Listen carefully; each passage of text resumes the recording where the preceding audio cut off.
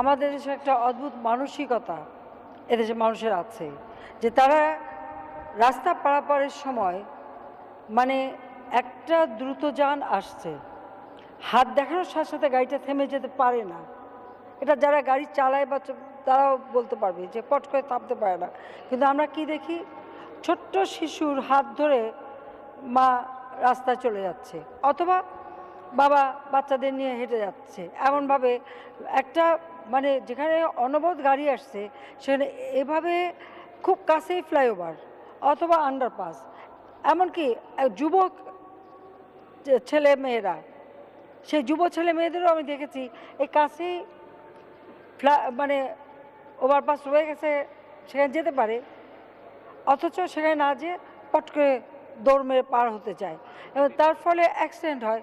এবং অ্যাক্সিডেন্ট হলে আমরা এটাও বিবেচ্য বিষয় যে এখানে যারা রাস্তা পারাপার করছে তাদের দোষ কতটুকু, ড্রাইভারের দোষ কতটুকু, সেটাও দেখা দরকার।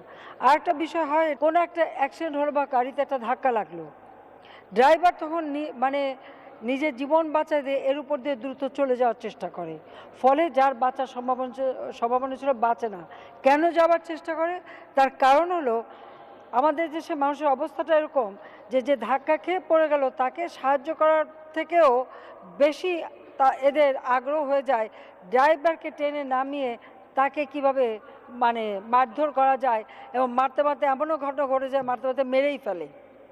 তো এটা আইন কারো হাতে তুলে নেওয়া উচিত না, ধরে পুলিশে দিয়ে দেবে, কিন্তু কেউ মারধর করতে পারবে না।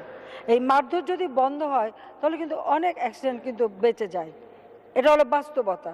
আর দ্বিতীয় কথা হচ্ছে পারাপারের সময় আমি মনে করি সকলকেই অন্তত একটু ট্রাফিক আইনটা মেনে চলা উচিত।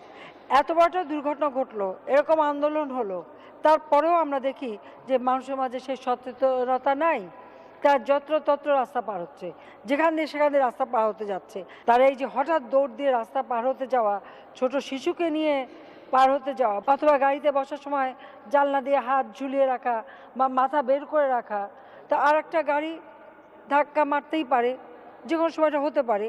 এবং তখন তো ড্রাইভারকে আপনি দোষ দেবেন কি করে? ড্রাইভারের বিরুদ্ধে আমরা ব্যবস্থা নিচ্ছি, কিন্তু এদের বিরুদ্ধে কি ব্যবস্থা নেওয়া যাবে সেটা বলেন। সেটা হলো বাস্তব, যে সেখানে কি করা যেতে পারে। যেভাবে যদি যত্র রাস্তা পার হয় তাহলে তাদের বিরুদ্ধেও ব্যবস্থা নিতে হবে, তাহলে এটা থামবে, তাছাড়া থামবে না।